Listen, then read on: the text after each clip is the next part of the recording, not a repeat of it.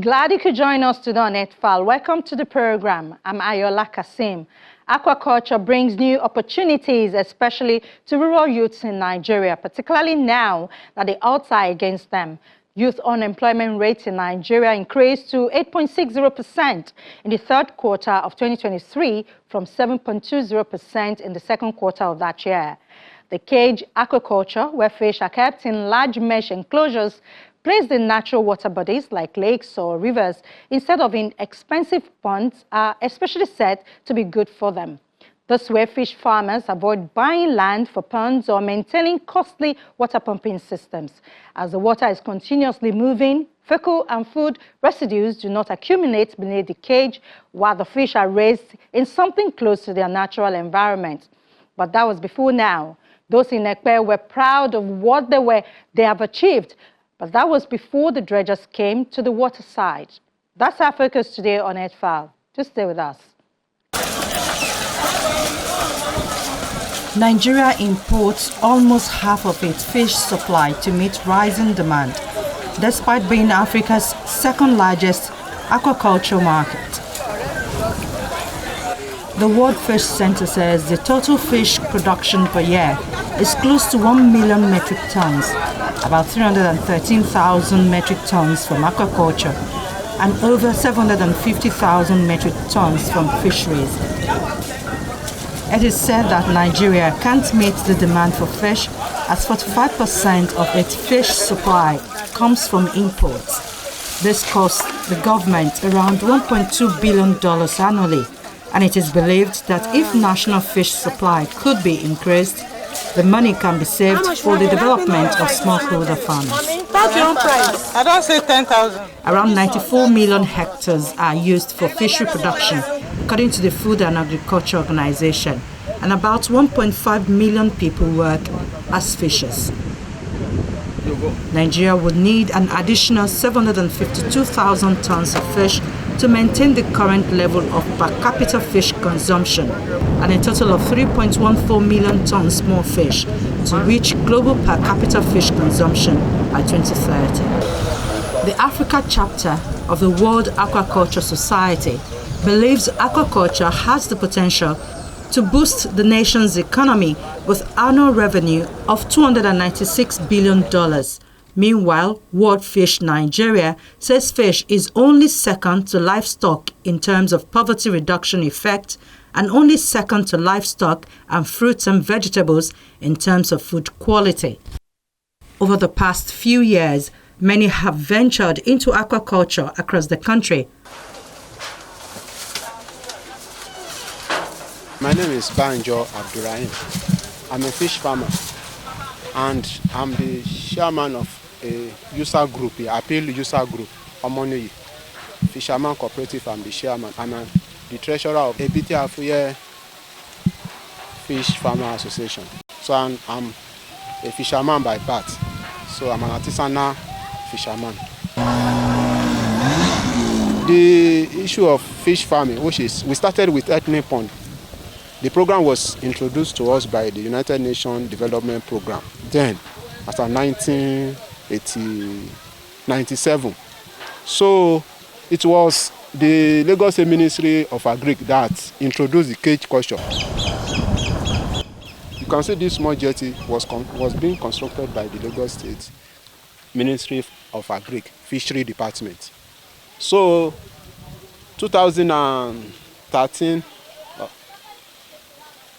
19 appeal project now came. It's a World Bank assisted program. They now introduced the tilapia farming to us, and we all embrace it. Since then, we've been in this farming, this tilapia farming.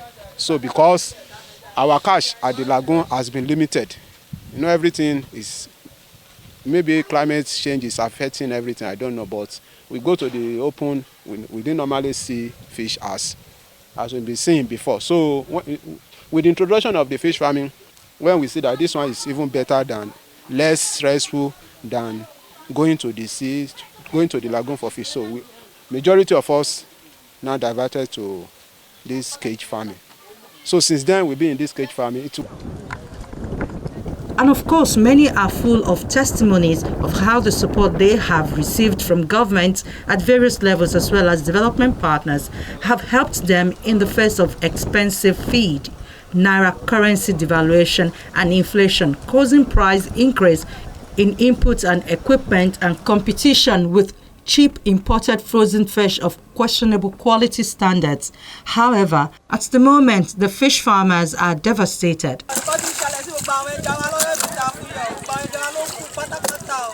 The viral video by tilapia fish farmers in Ekpe in March that alleged that the activities of Renicon were responsible for the deaths of the fish in the Ebute Afuya cluster in the Ekpe local government area of Lagos State.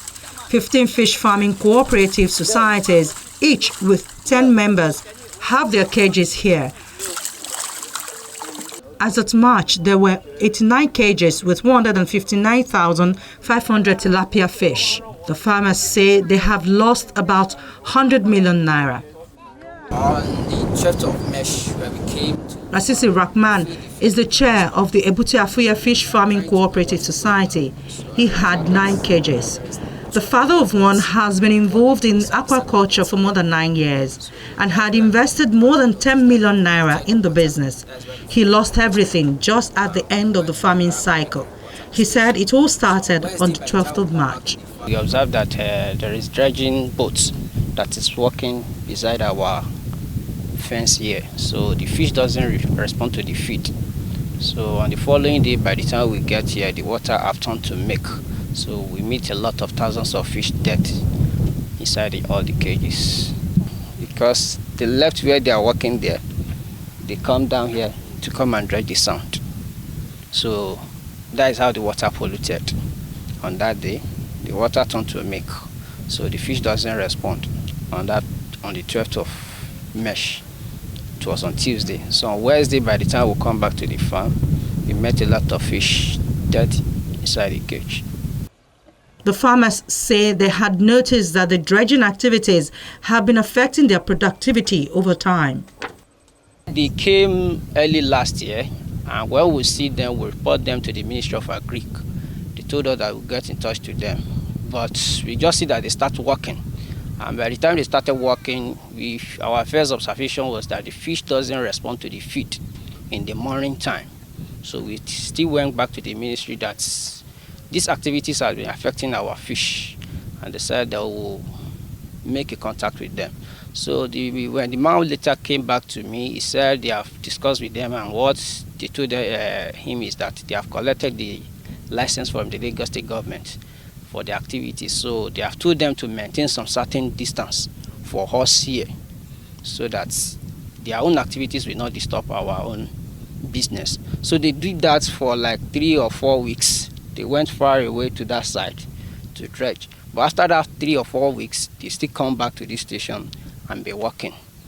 So since that time, we have been trying to manage the water.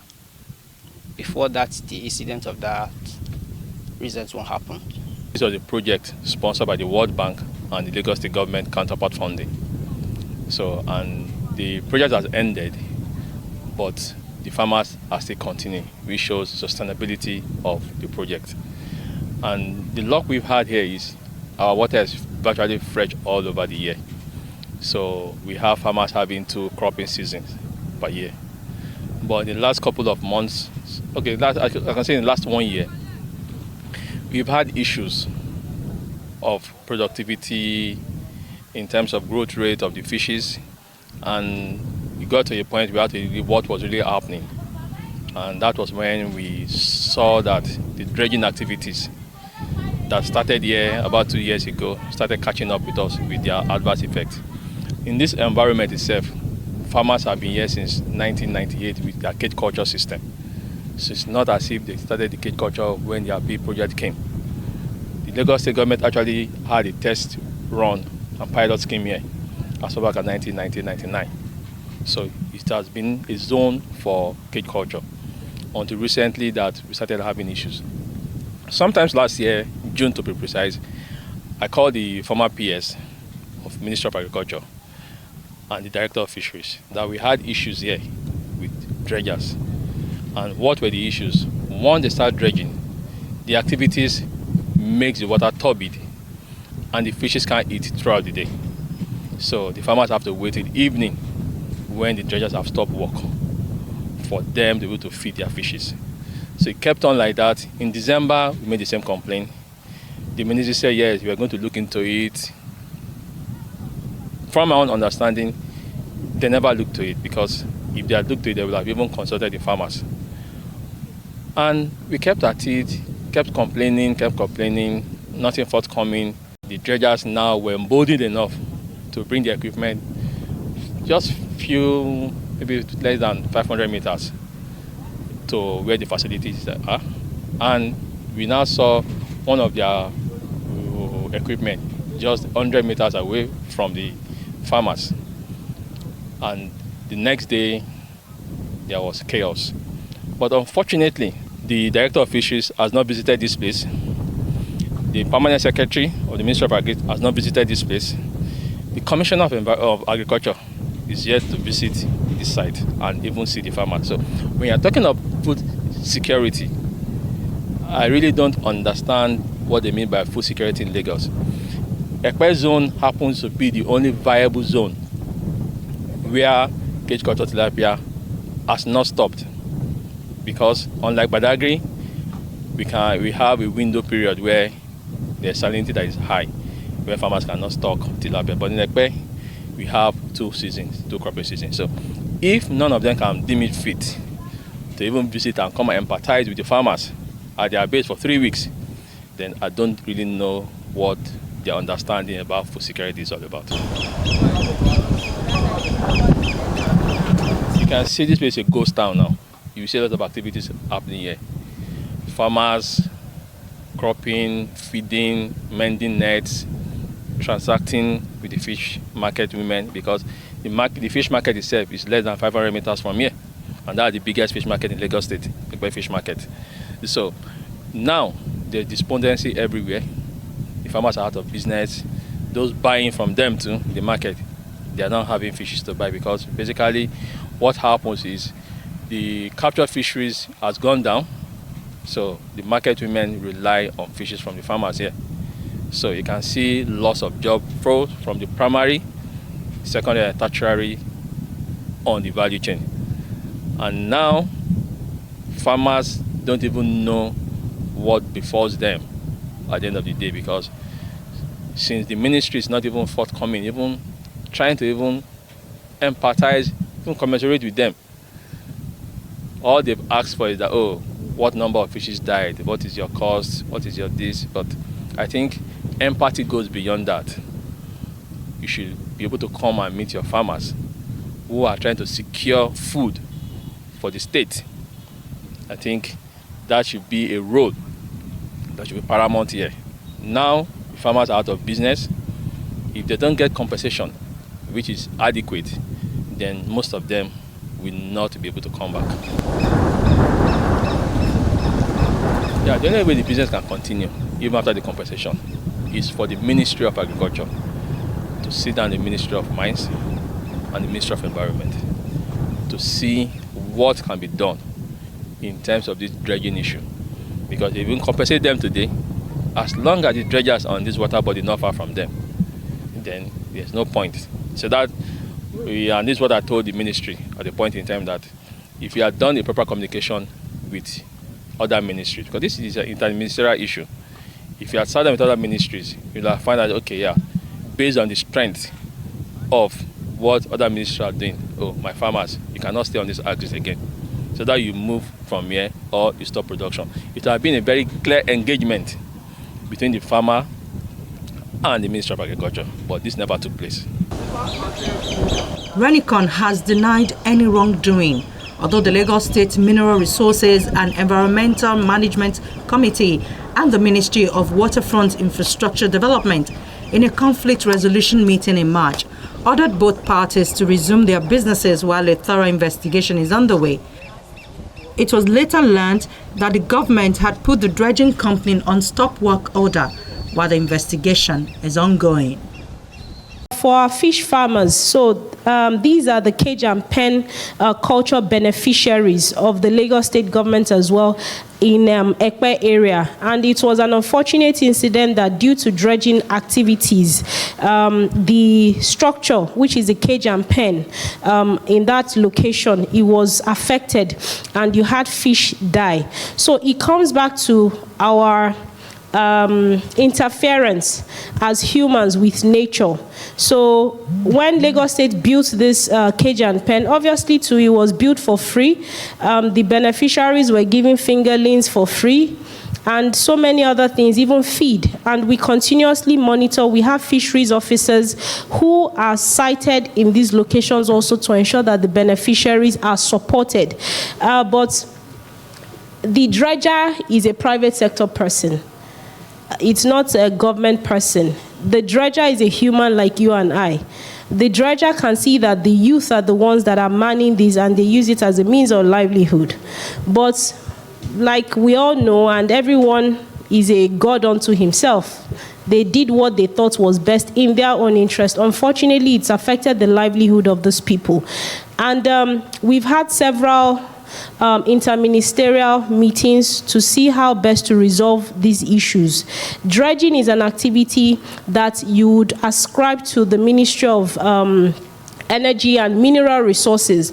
And I know that the Special Advisor on Mineral Resources had actually also been on it with the dredgers because they caused these problems. They must also pay the price. Governments should not also be seen as immediately someone commits an infraction, government steps in. That person must be penalized and be made to pay for the damage that has been done. So these are some of the things that we have also been trying to make sure we are able to get them to do. And then government intervention will continue. Remember, we do our enterprise activation program annually.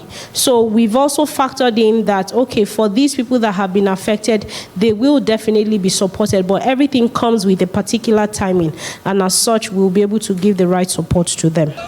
But today, the people wait for the government's support as their source of livelihood has been completely destroyed.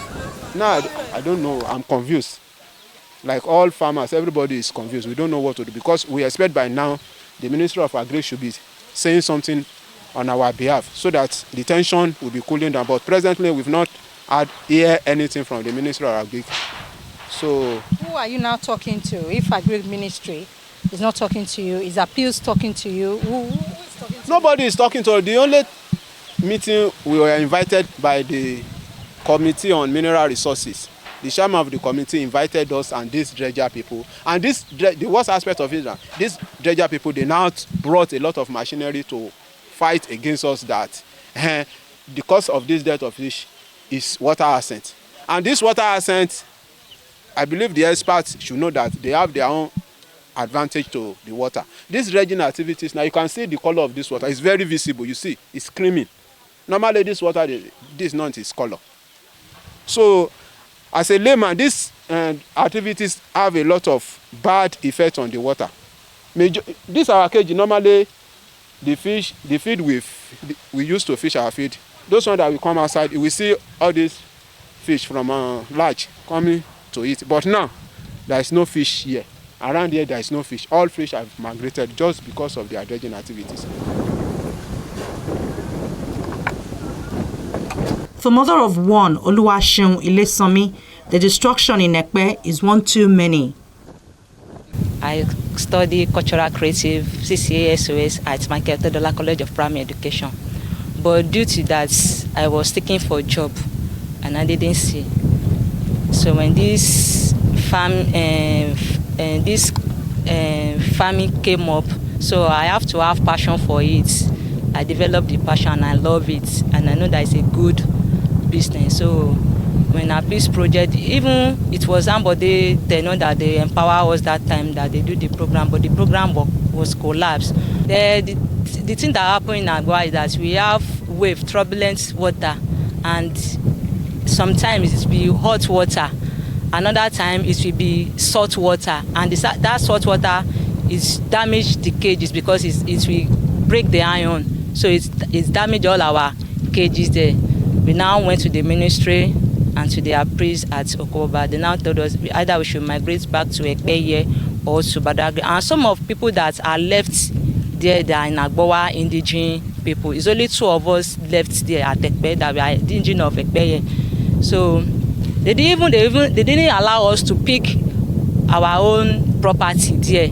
Even the ministry and the peace projects, all those people, they came to the chief of the community to come and ask them for the permission that let these people take, but they didn't allow us to take what belongs to us. So we now gather the money that we have, that we come back to Ekpe. Even the ministry are aware of it, and the peace people that are aware of it, that 2 of us are migrate back to Ekpe, and the money that we see, we now do 2 kgs here. So is that 3 years ago that we started doing something. Even last year, I was at Ministry of Agriculture begging for maybe if I can still get a job, that I should, because I'm a single mother and I have responsibility to carry on.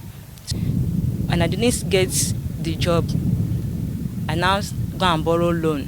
The reason why I didn't borrow loan from the start is that if I get the job, we know how feed is increasing day by day. We know the cost of the feed in the Nigeria now. That if I'm still collecting the salary, I will still access to loan from there.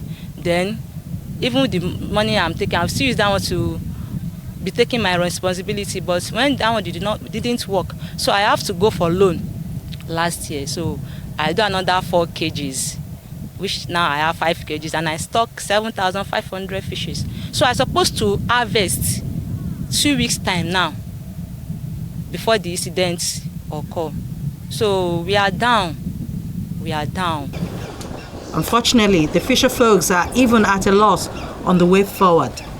We plead on the on the mines, the Ministry of Minerals, the Mineral Resources, the Ministry of Agriculture, those who are involved, all those panels that are there, all those ministries that are involved in the sitting, that they should help us to do this thing quickly, because now most of us, we didn't have anything to do again. We are jobless, no work, no money. The money that we are still expecting that, okay, when this time, if I harvest this money, I'll still have money, I'll still pay loans back, I'll still pay my daughter's school fees. All of us have 1 or 2 responsibilities that we are carrying. So, but for now, we don't have anything, we don't have any hope, nowhere to run to, nobody to ask money for. How much did you borrow, and when is it due? I borrowed 8 million naira, which I'm supposed to pay back at 4 years. So how much do you pay per month? I only pay 1 cycle. You know, in the early, we do 2 cycles. So I only pay 1 cycle. This is the second cycles that's supposed to pay, making 1 year. But now, nothing to pay for now. And banks, they didn't know maybe you have problem or not. They will call you to come and pay your money. So when the time that the agreement states that you are supposed to pay money, if you didn't went there, they will started troubling you. They started calling you. The federal government said it is aware of the potential in fish farming to boost the economy through export and job creation. In 2023, the federal government launched a 4-year strategic plan, the National Aquatic Animal Health Strategy 2023 to 2027, meant to improve and ensure safe fishery production in the country. And the agricultural sector of the Nigerian economy, aquaculture has been recorded as having the fastest growth rate. Since 2000, it has been growing at 13.6% per year, contributing significantly to economic development. Although in the last few years, a stagnation has been observed. There are 14 million hectares of reservoirs, lakes, ponds, and major rivers in Nigeria. About 75% of these are moderately suitable for aquaculture production, and 112,085 square kilometers are considered as very suitable. Nigeria has been recognized as one of the most suitable regions for aquaculture in the world. This is because of the good climatic conditions, favorable land, and desirable aquatic resources. Currently, over 60,000 hectares are existing ponds. It has been reported that in Nigeria, the demand for fish keeps on rising, owing to an increase in population and changing dietary preferences. This growing population presents a large labor force that is often already working in agriculture and may further profit from their respective experience and knowledge. Continued sustainable development of aquaculture in the country has become necessary to meet future demand for fish. On the other hand, those in the know says Nigeria's water resources, both fresh and marine, will support future expansion when there is a consistent and supportive governance for the future development of the industry.